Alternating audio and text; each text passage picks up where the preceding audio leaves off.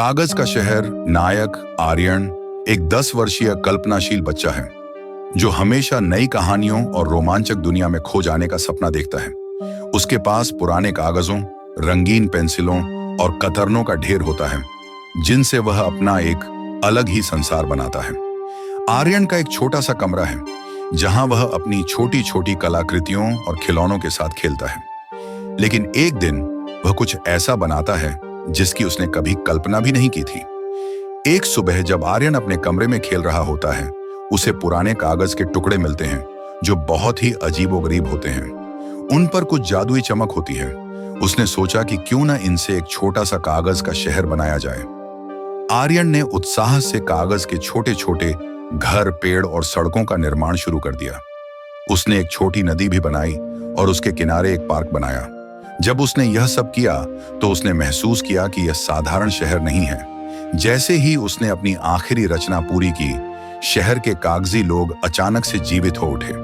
आर्यन की आंखें चमक उठीं जब उसने देखा कि उसकी बनाई हुई कागज की दुनिया में छोटे छोटे लोग चल रहे हैं, बातें कर रहे हैं और अपनी जिंदगी जी रहे हैं। यह अद्भुत था। कागज के लोग छोटे, नाजुक और हंसमुख थे। उनका नेता एक बुद्धिमान बूढ़ा आदमी था जिसका नाम कागजी बाबा था।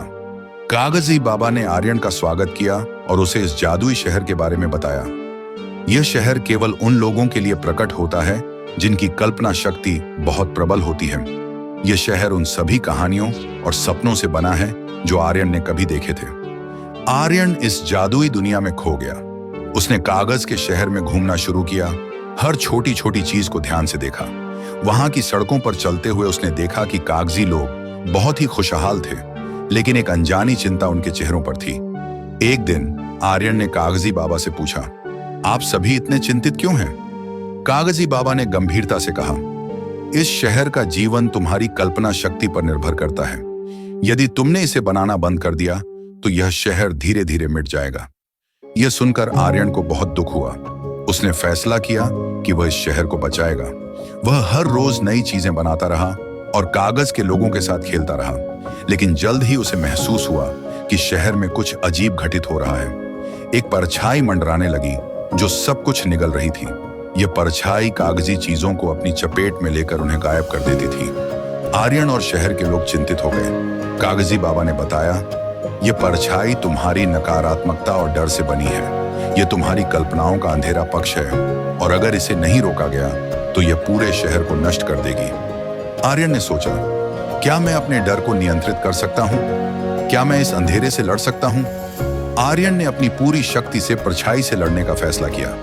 उसने नए विचारों और कल्पनाओं को जगाना शुरू किया। वह अपने मन को शांत करता और सकारात्मक विचारों से भरता। उसने खुशहाल और रंगीन चीजों का निर्माण किया और शहर को और भी सुंदर बनाया। आर्यन की यह कोशिश परछाई पर भारी पड़ने लगी। जितना वह खुशहाल और सकारात्मक रहता, उतनी ही परछाई कमजोर होती जाती। लेकिन परछाई भी आसानी से हार मानने वाली नहीं थी। एक दिन उसने आर्यन के सबसे प्रिय हिस्से शहर के पार्क को निगल लिया। आर्यन ने हार नहीं मानी। उसने अपनी सारी कल्पना शक्ति को एकत्रित किया और एक विशाल कागजी सूरज का निर्माण किया। इस सूरज की रोशनी इतनी तेज थी कि उसने परछाई को पूरी तरह से मिटा दिया। परछाई के हटते ही शहर में नई ऊर्जा भर गई और सभी कागजी लोग आर्यन की जय जयकार करने लगे।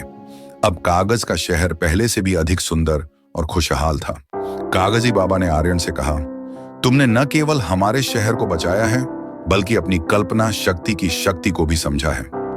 इस दुनिया में तुम जितनी ज्यादा सकारात्मकता लाओगे उतनी ही यह दुनिया मजबूत होगी। आर्यन ने मुस्कुराते हुए कहा, मैं हमेशा इस दुनिया का ध्यान रखूंगा और इसे और भी खूबसूरत बनाऊंगा। और इस तरह आर्यन ने अपने जादुई कागज के शहर को न केवल बचाया बल्कि उसे और भी बेहतर बनाया। उसने सीखा कि उसकी कल्पना शक्ति कितनी शक्तिशाली है और कैसे सकारात्मक सोच किसी भी अंधकार को दूर कर सकती है। हर रोज वह अपने कमरे में जाता और अपनी कागज की दुनिया को और भी अद्भुत बनाता। वह जानता था कि जब तक वह इस दुनिया को प्यार और खुशी से भरता रहेगा, तब तक यह हमेशा जीवित रहेगी। इस कहानी का संदेश है कि हमारी कल्पनाओं की शक्ति अनंत है और सकारात्मक सोच से हम किसी भी समस्या का समाधान कर सकते हैं। आर्यन की यात्रा हमें यह सिखाती है कि जब हम अपनी रचनात्मकता और सकारात्मकता को मिलाते हैं तो हम कुछ भी हासिल कर सकते हैं। ऐसी अच्छी कहानियों के लिए सब्सक्राइब करें। मिलते हैं अगली वीडियो में।